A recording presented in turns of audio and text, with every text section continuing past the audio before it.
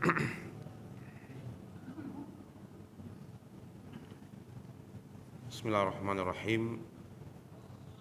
Assalamualaikum warahmatullahi wabarakatuh.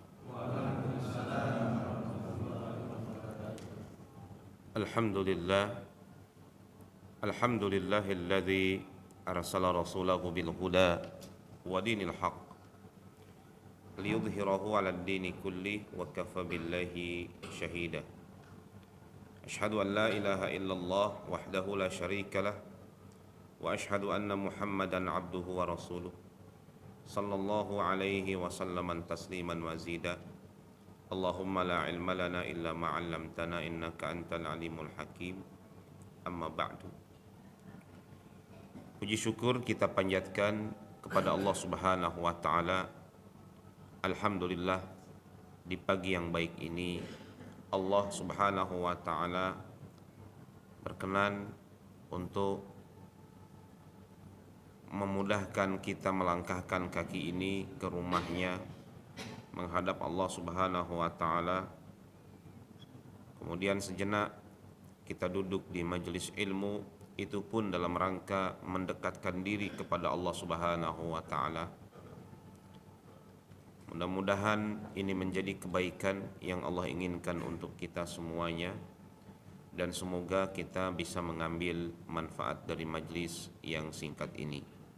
Salawat dan salam selalu dan senantiasa kita sampaikan kepada Nabi Muhammad sallallahu alaihi wasallam, kepada keluarga, para sahabat dan sebagian dan kita umatnya sebagai umatnya yang mudah-mudahan mendapatkan kekuatan untuk senantiasa istiqamah di atas sunnah-sunnahnya. Para hadirin, a'azzani Allah wa iyyakum. Pertemuan kita kali ini akan membahas satu surah yang sering kita baca, yaitu surah Al-Lahab atau surah Tabbat. Lebih dikenal nama surah ini dengan surah Al-Lahab. Al-Lahab artinya adalah api yang lahab. Lahab itu menyala-nyala, yang menghanguskan setiap benda yang menempel pada api itu. Namanya lahab.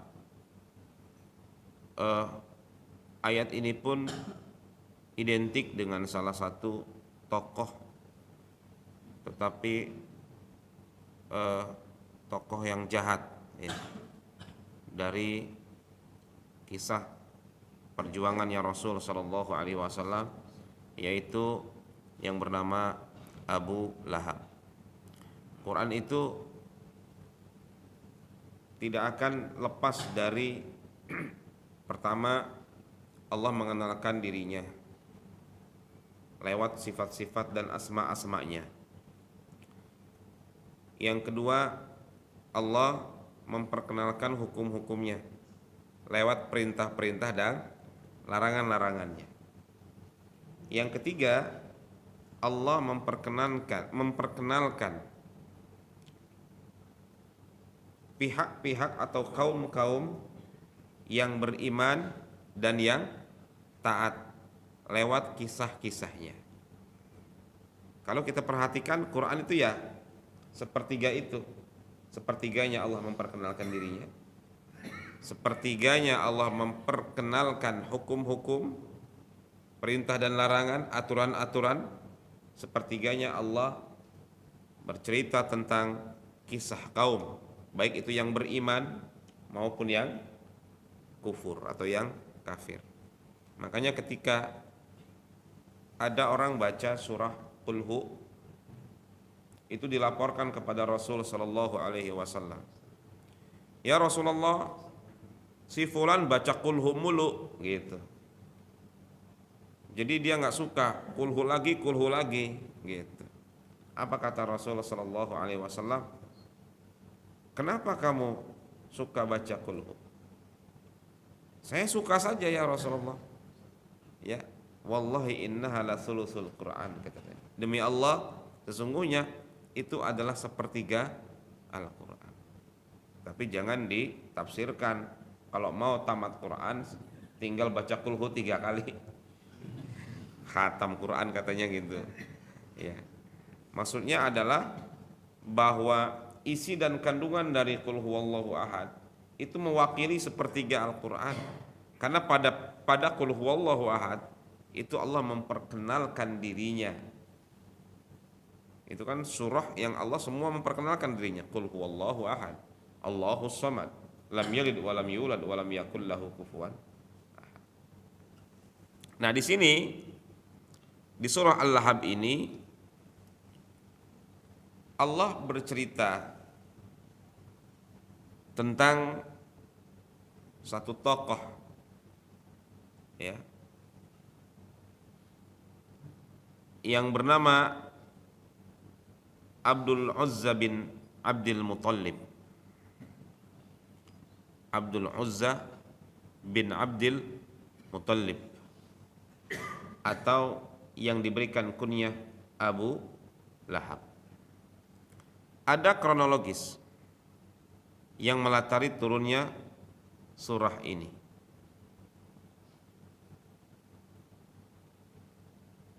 Yaitu bahwa setelah Rasul sallallahu alaihi wa ala alihi wasallam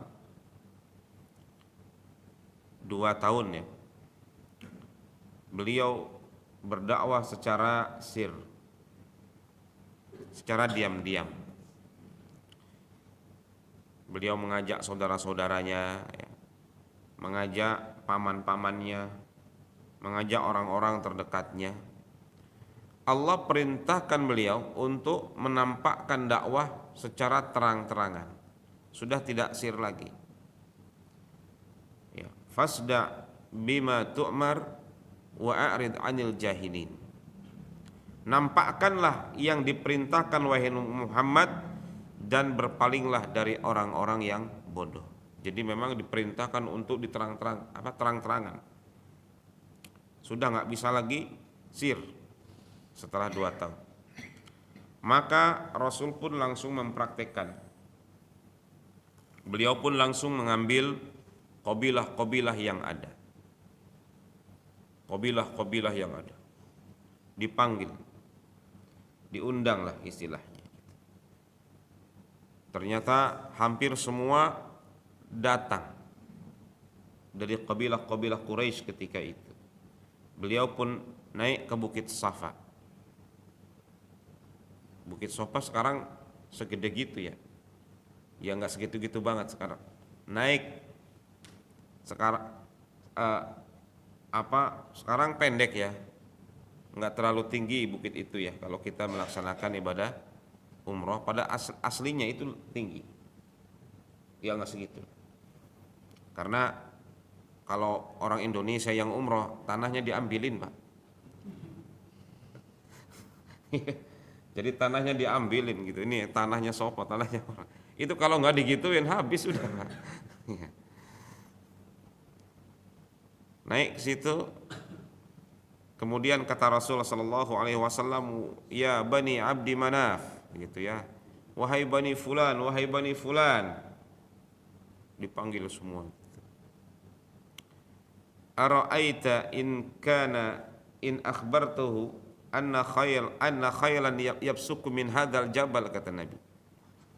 Bagaimana menurut pandangan kalian kalau saya kasih informasi ini sekarang, akan ada sekelompok pasukan kuda yang akan menyerang kalian di balik bukit ini.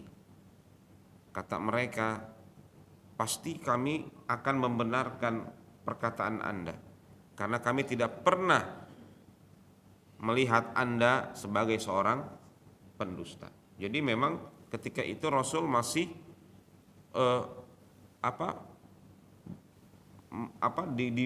dipercaya oleh orang-orang Quraisy. Oke, kata Rasul, kalau begitu saya kasih tahu kalian, akan ada azab yang pedih di balik perbuatan kalian menyembah berhala-berhala itu. langsung yang disinggung inti dari semuanya lah.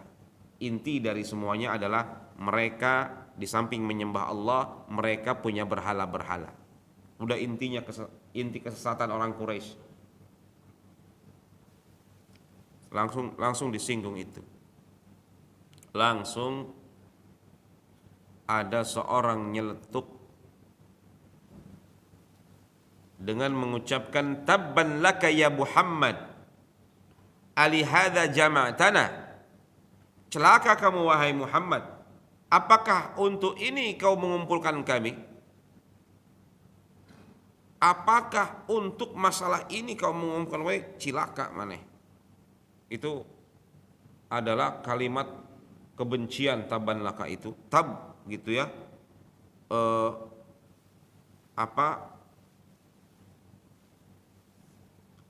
Hancur, binasa, lenyap gitu ya. Ini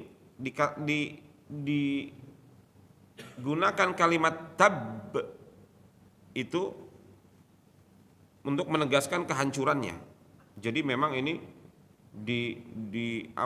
digunakan kalimat ini bahwa ungkapan ini sangat keras sekali gitu. Diucapkan oleh seseorang yang bernama itu tadi ya, Abdul Uzza bin Abdul Muttalib. Maka turunlah ayat ini, tabbat yada abi lahabin wa tab. Nah, sosok Abu Lahab sendiri atau Abdul Uzza bin Abdul Muttalib, dia itu sebenarnya paman langsung dari Rasul sallallahu alaihi wasallam, anaknya Abdul Muttalib.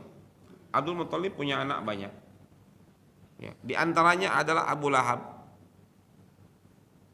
Ya. Jadi ini bukan orang yang jauh, orang yang sangat dekat sekali, paman dari pihak bapak. Mengapa dikatakan Abu Lahab, Abdul Uzza ini?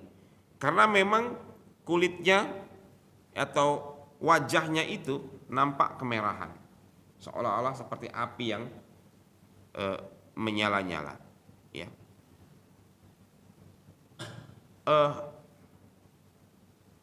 Demikian disebutkan oleh para ahli tafsir.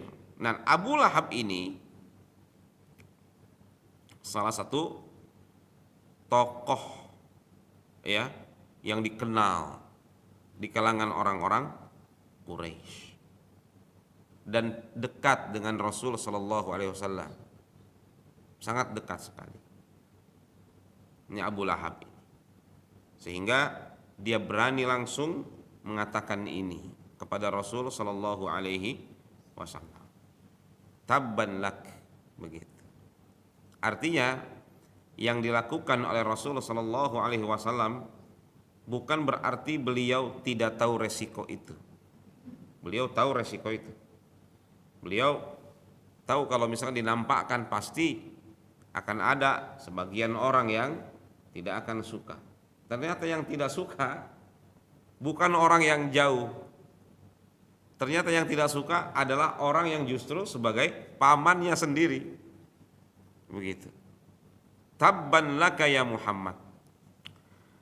Langsung ketika itu Rasul sallallahu alaihi wasallam yang tadinya sebagai orang yang paling dipercayai, Al-Amin, langsung mendapatkan gelar sebagai orang pendusta.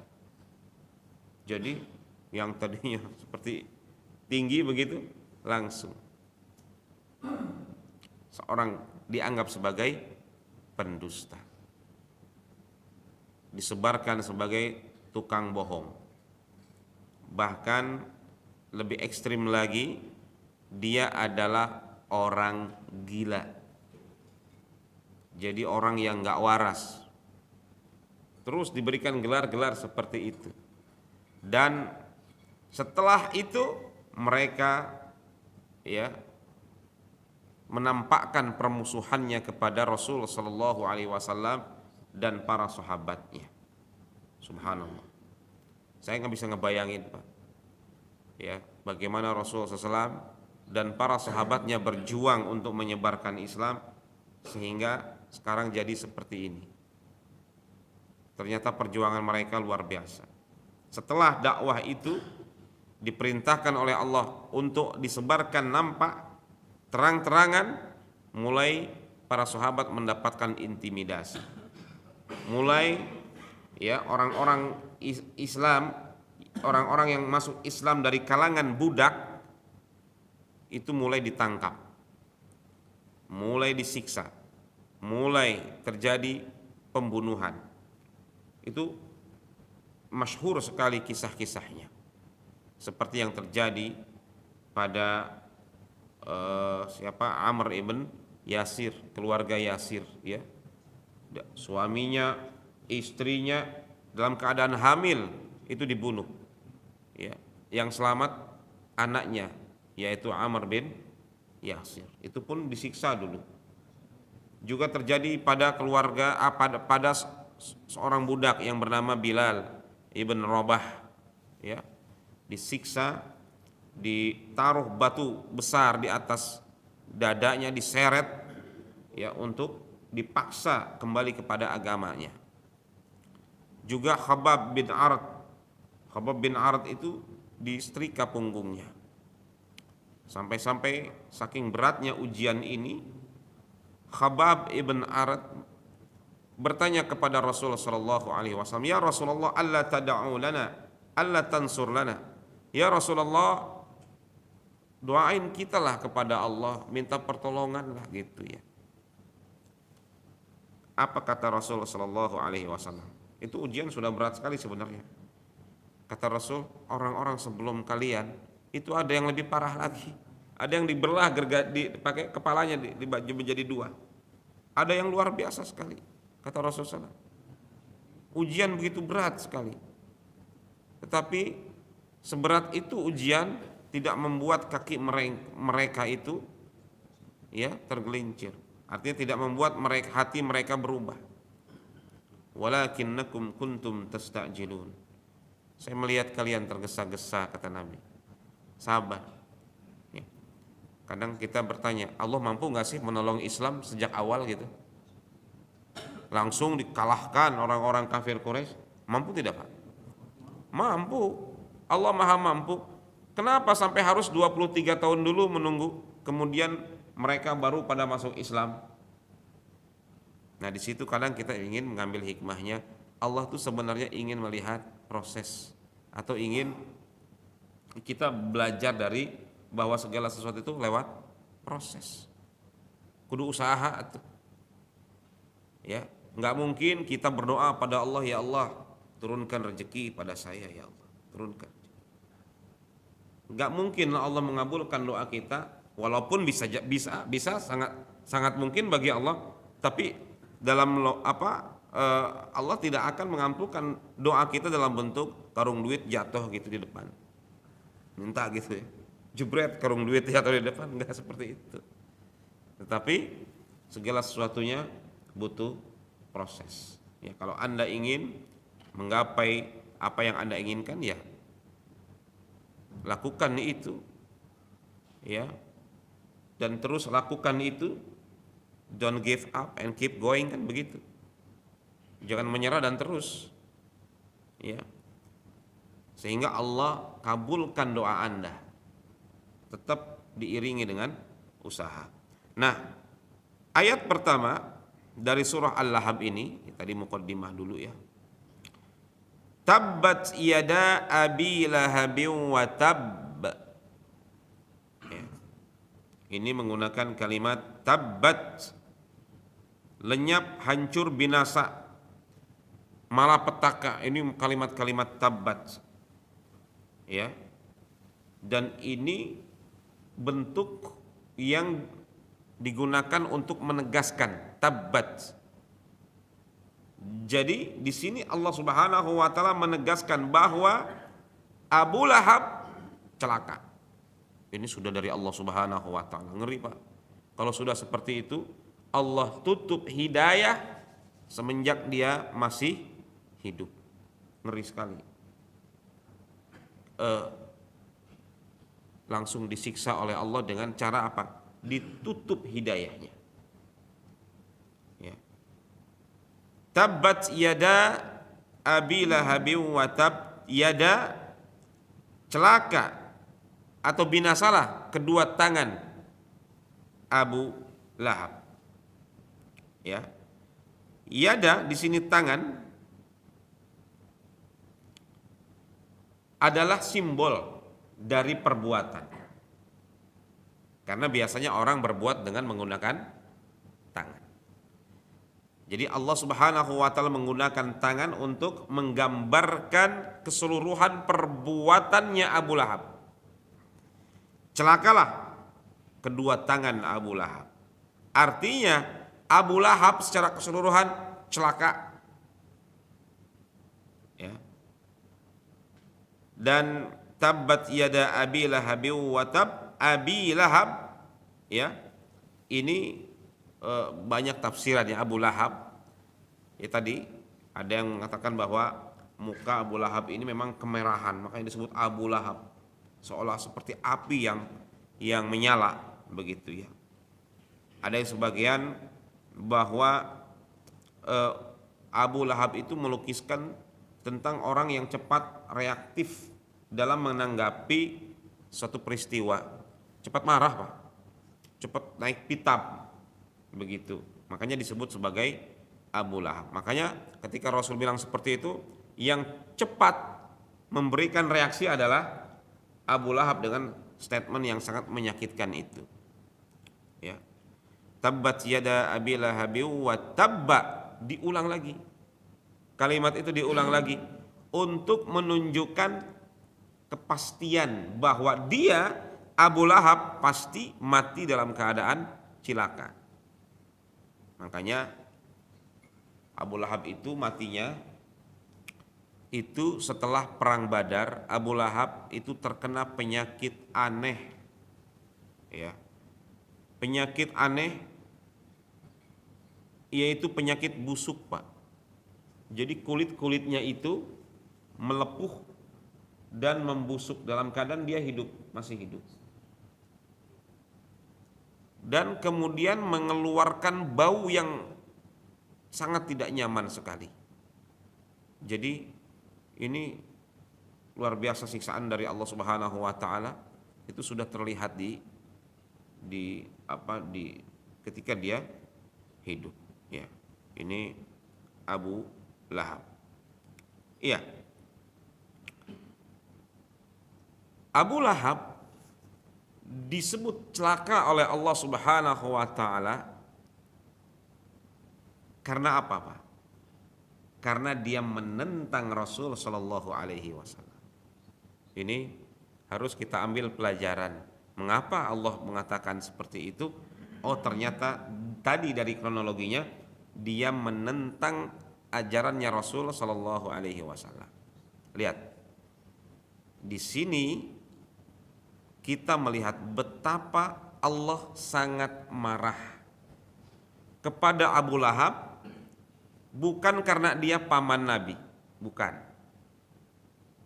atau bukan karena sifat-sifatnya yang lain, tapi ada satu poin yang membuat Allah murka dan langsung menurunkan surah ini adalah karena dia menentang dengan terang-terangan ajaran Islam.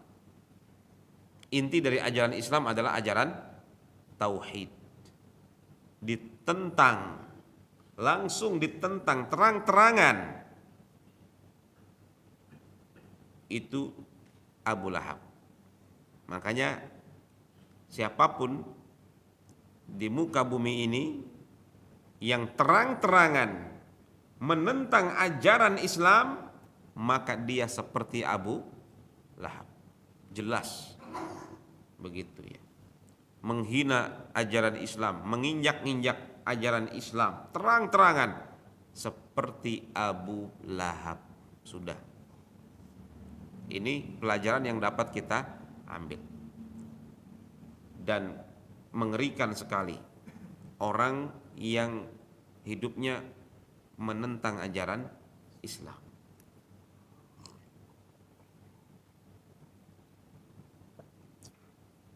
Kemudian kata Allah, ya, ma aghna anhu maluhu wa ma kasab. Tidaklah berguna baginya hartanya dan apa yang dia usahakan. Enggak berguna. Bahkan kedekatannya dengan nasab Rasul sallallahu alaihi wasallam tidak berguna. Kalau di zaman sekarang berguna. Saya nih pamannya RI 2, RI 1. Saya ini berguna ya, Pak. Ya. Saya anaknya. Oh ya udah kamu jadilah. Saya ininya, oh kamu jadi. Berguna zaman di di sekarang. Ya. Tidak ada gunanya. Kau sedekat apapun dengan Rasul sallallahu alaihi wasallam, kau menentang ajarannya, tidak ada gunanya. Apalagi ma agna anhu maluhu, tidak juga hartanya. Mal di sini menunjukkan bahwa Abu Lahab termasuk yang punya harta. Ya. Atau dikatakan bahwa kekayaannya dia tidak akan menyelamatkannya dari azab. Ya. Karena kekayaan itu justru digunakan untuk menentang Rasul sallallahu alaihi wasallam. Ya. Wa ma kasab, dan apa yang dia perbuat. Ya. Itu sudah cukup membuat dia mendapatkan kecelakaan. Karena setelah itu Abu Lahab ya melakukan berbagai macam intimidasi kepada Rasul sallallahu alaihi wasallam.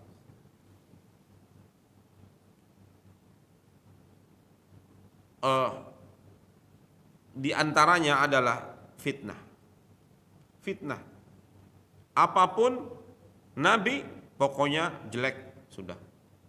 Udah nggak suka. Difitnah habis-habisan Rasul SAW dan keluarga beliau sallallahu alaihi wasallam. Kemudian juga dihalangi dakwahnya. Ya, dihalang-halangi dakwahnya. Ada ceramah di sini, cut. Ceramah di sini, cut. Nah, gitu tuh, Pak. Ceramah sini, cut. Nggak boleh. Kalau ada geruduk, seruduk. Begitu, Pak. Iya. Jangan. Karena dakwahnya adalah dakwah tauhid. Begitu. Dibuat label, apapun label-label yang membuat orang tuh nggak suka. Digambarkan berita-berita buruk tentang Rasul itu kerjaan Abu Lahab dan istrinya yang bernama Ummu Jamil. Makanya dikatakan di situ, ma agna anhu maluhu wa ma kasab sayasla naron zata lahab. Ya, dia akan masuk neraka ini dari Allah Subhanahu wa ta'ala. Allahu Akbar. Orang yang dipastikan masuk neraka sejak dia hidup dan betul dia mati dalam keadaan kafir. Ditutup hatinya, dan ini adalah siksaan sebenarnya, Pak. Sebenar-benarnya siksaan di dunia adalah ketika seseorang itu ditutup hatinya untuk menerima hidayah. Sudah. Ya. Allah itu menyiksa seseorang di dunia, menghukum seseorang di dunia, itu tidak mesti dalam bentuk fisik. Ya, tidak mesti dalam bentuk yang sifatnya itu materi, fisik, diambil hartanya, diambil jabatannya. Kadang-kadang kita orang awam kan gitu. Ya, ketika ada orang yang diambil jabatannya tuh, disiksa sama Allah tuh. Gitu. Ketika ada orang yang dapat penyakit nggak sembuh-sembuh, langsung kayaknya dia dulunya kan kayak gini, sekarang kayak gitu tuh, makanya disiksa sama Allah. Ya. Tapi ketika ada orang yang hidupnya kaya, nyaman, damai, Padahal orang kafir, malah kita iri. Ustadz, kok mereka ini ya? Kita orang Islam lah, kok hidup kita kayak gini ya? Mereka enak kayaknya hidupnya ya.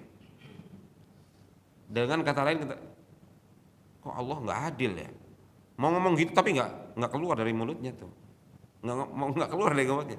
Kok Allah nggak adil ya? Salah konsepnya. Kita jawab, dia lagi disiksa sama Allah. Kok bisa? Iya, Allah itu lagi menyiksa dia dengan ditutupnya pintu hidayah. Kalau urusan dunia mah Allah kasih, masing-masing sudah ditentuin sama Allah. Urusan dunia, nahnu qasamna bainahum ma'isyatan fil hayati dunya wa rafa'na ba'dahum fawqa ba'din darajat. Kami yang sudah membagi-bagikan kehidupan mereka. Untuk urusan dunia itu udah dibagi-bagi sama Allah. Rezeki kita udah, nasib kita sudah ditentuin sama Allah. Kamu segini hidupnya, kamu hidupnya segini udah. Kapan rezeki itu selesai, Pak? Ya kalau kita mati. Begitu. Kadang-kadang ada yang ngeluh, gaji segini mana cukup buat hidup. Kan begitu ya, Pak? Gaji segini mana cukup buat hidup. Jawaban saya apa, Pak? Sekarang Anda hidup tidak? Ya hidup sih. Ya udah, cukup itu hidup. Ya. Nah, seseorang atau hukuman Allah yang paling menyakitkan di dunia itu bukan dalam bentuk materi, tetapi dalam bentuk pembiaran dia tersesat. Sudah itu. Dibiarkan dia tenggelam dalam kesesatannya, ya, dibiarkan dia semakin mencintai dunia sehingga sulit terpisah dengan dunia, rela untuk ya menggadaikan akhirat untuk dunia, dan sudah sulit. Orang kalau sudah kecanduan sesuatu, ketika dia mau berpindah itu akan sulit luar biasa. Semakin cinta dia, semakin sulit. Makanya yang mohon maaf, yang sehari 2 bungkus itu sulit nggak, Pak? Ninggalin 2 bungkus sehari. Mau jadi 1 bungkus aja susah, Pak. Susah. Kenapa? Karena udah 2 bungkus sehari sudah.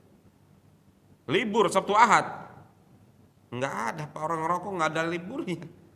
Iya. Untuk libur 1 Ahad nggak bisa. Itu kalau sudah apa? Karena dia sudah kecanduan, sudah candu. Kalau berkurang dikit asam rasanya. Wallahu alam ya, kata orang gitu. Karena sudah candu. Sama ketika seorang itu candu kepada dunia. Ya, candu kepada dunia, udah otaknya dunia, ya, untuk dia berpindah, ya berhijrah itu bukan hal yang mudah bagi orang yang sangat mencintai dunia. Nah, itu sebenarnya dia tengah dihukum sama Allah Subhanahu wa taala. Walaiyazubillah. Makanya ketika ada orang yang datang ke masjid, kemudian duduk di pengajian, subhanallah, ini adalah cara Allah itu minimal meringankan candu kita gitu ya terhadap dunia. Luar biasa. Ya. Dan iblis, setan tahu gitu gimana caranya ya menjauhkan manusia dari Allah Subhanahu wa taala, buat mereka candu sama dunia. Buat mereka mengeluarkan hormon apa, Pak? Kebahagiaan itu. Dopamin ya? Iya. Dopamin dengan gadget-gadgetnya. Mengapa sekarang yang laku scrolling TikTok? Yang pendek-pendek itu, Pak. Keren itu setan atau iblis tahu bahwa ketika seseorang itu ya banyak mengeluarkan hormon dopamin, karena setiap baru dia hormon keluar. Betul, Pak? baru hormon kesenangannya keluar, seperti itu. Ya. Makanya suami itu diuji, istri juga diuji. Kenapa? Lo lagi gitu kan. Dia lagi gitu mukanya gitu kan. Bahkan ada ibu-ibu, Ustadz, nanti di surga suami ngikut kita gitu. Ya kalau suaminya masuk surga ya bareng. Serius Ustaz, berarti dia lagi lah gitu. Ya beda lah Bu. Iya, itu diuji. Kenapa? Hormonnya nggak keluar, ya. Tapi ketika sesuatu yang baru, lihat, ada kesenangan di situ. Makanya banyak orang betah 1 jam 2 jam kikieuan wae tah. Liatin apa namanya, pendek-pendek itu Pak, short, ya, pendek-pendek. Sekarang yang pendek-pendek, kenapa? 1 menit, hormonnya udah nggak terlalu ini, keluar lagi. 2, terus seperti itu. Karena sesuatu yang baru pengen dilihat kan Pak, seperti itu.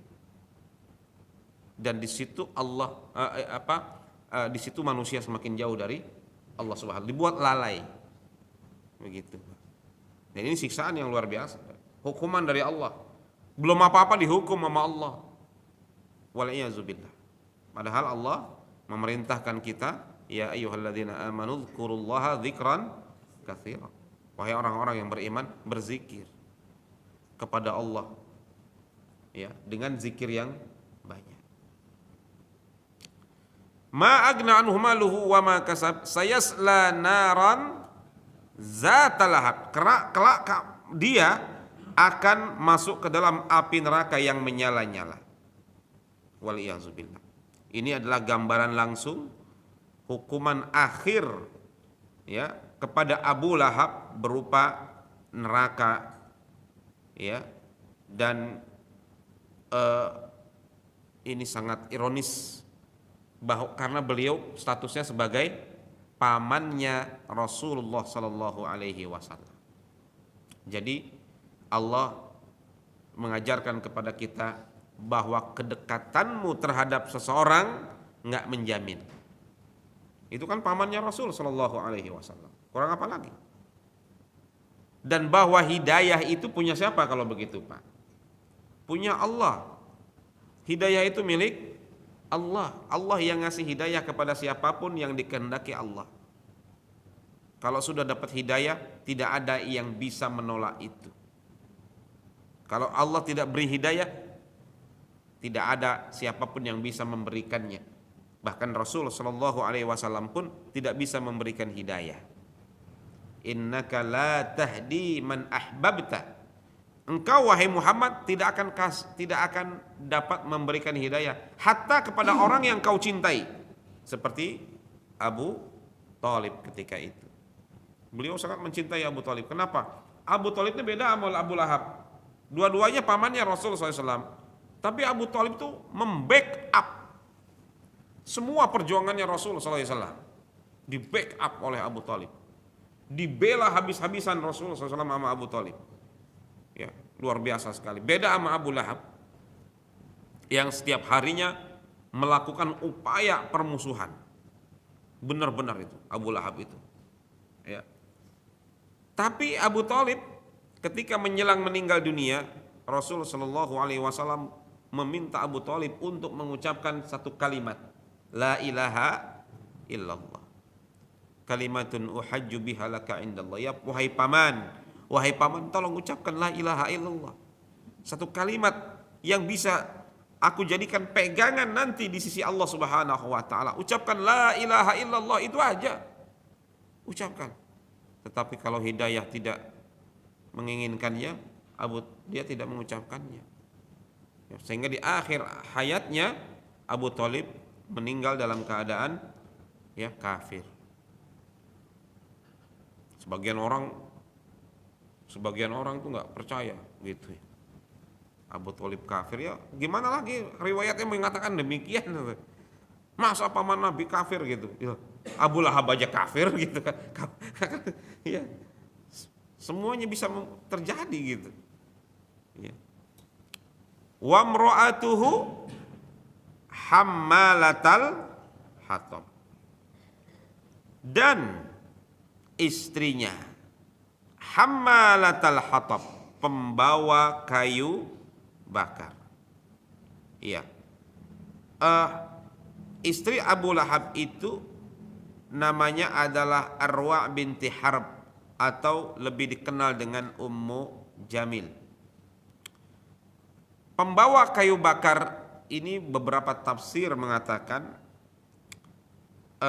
ada yang menafsirkan secara fisik, ya, bahwa memang kerjaannya itu bawain kayu bakar, ya. Ada yang mengatakan ini bukan secara fisik, ya. Maksudnya adalah bagaimana Allah menggambarkan peran aktifnya dalam menambah, ya, kebakaran permusuhan atau mana panasnya permusuhan, yaitu dengan cara fitnah, hinaan, serta provokasi. Jadi istrinya juga ikut-ikutan. Begitu. Kalau sudah istri yang ikut-ikutan, repot. Sudah. Ngelawan ini makhluk terkuat, ya, ras terkuat ini. Kalau sudah itu yang masuk, wah sudah. Karena perempuan itu keunikannya adalah pandai mengemas. Ya. Beritanya A, diceritainnya Z, gitu ya. Kadang pandai mengemas. Nah, di sini perannya Ummu Jamil adalah setiap hari, ini Ummu Jamil ya. Setiap hari datang ke pasar, datang ke keramaian-keramaian, langsung membuat fitnah. Dan yang dituju adalah Rasul SAW, keluarganya Rasul SAW, anaknya Rasulullah SAW, istrinya beliau SAW, difitnah semua tuh. Datang ke tukang sayur, tahu nggak bu? Nah gitu tuh, tahu nggak bu? Nah, itu rumusnya tuh. Itu, nah, tadi saya, karena memang rumahnya beliau berdekatan dengan Rasul SAW. Terus seperti itu, sehingga namanya ibu-ibu ketemu ibu-ibu, ya. Kalau Abu Lahab bapak-bapaknya, kalau ini ke ibu-ibunya. Tahu nggak? Oh begitu bu. Ya kalau gitu saya nggak mau lagi deh ketemu sama Nabi, sama Muhammad. Oh Khadijah kayak gitu. Oh padahal enggak ya. Saya makan tetangganya. Udah. Udah tersebar tuh. Ya tentunya dikemas, beritanya dikemas, ya. Dikemas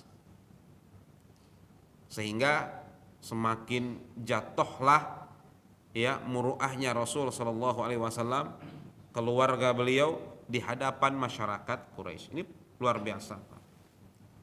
Ya, penentangan yang luar biasa. Bahkan disebutkan bahwa Ummu Jamil ini setiap harinya menaruh kotoran onta di depan pintunya Rasul Shallallahu Alaihi Wasallam.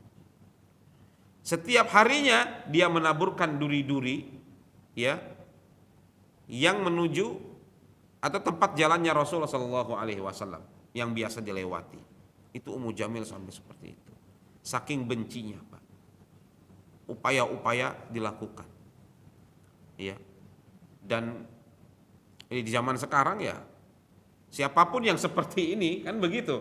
Allah Subhanahu Wa Taala kalau sudah mengisahkan sesuatu, pesannya apa sih? Kalau kisahnya adalah orang-orang kufur dan sifat-sifatnya, ya jangan sampai kita yang baca Quran ini seperti mereka, kan gitu. Jangan sampai seperti Abu Lahab dan Ummu Jamil. Abu Lahab yang menentang terang-terangan, Ummu Jamil yang mensupport penentangan suami. Ini dua-duanya nih gambaran suami istri yang dimarahin sama Allah Subhanahu Wa Taala. Sampai wamro'atuhu, dan istrinya luar biasa, ya, kompak menentang agama ini, kompak, ya, menentang ajaran Islam. Itu dimurkai oleh Allah Subhanahu Wa Taala sejak dia hidup, ya. Fi jidiha Hablum mim masad, di lehernya jid, ya. Habl itu adalah ada seutas tali, mim masad dari serat kurma, ya, yang dipilin, yang diikat, ya. Wallahu a'lamu bissawab.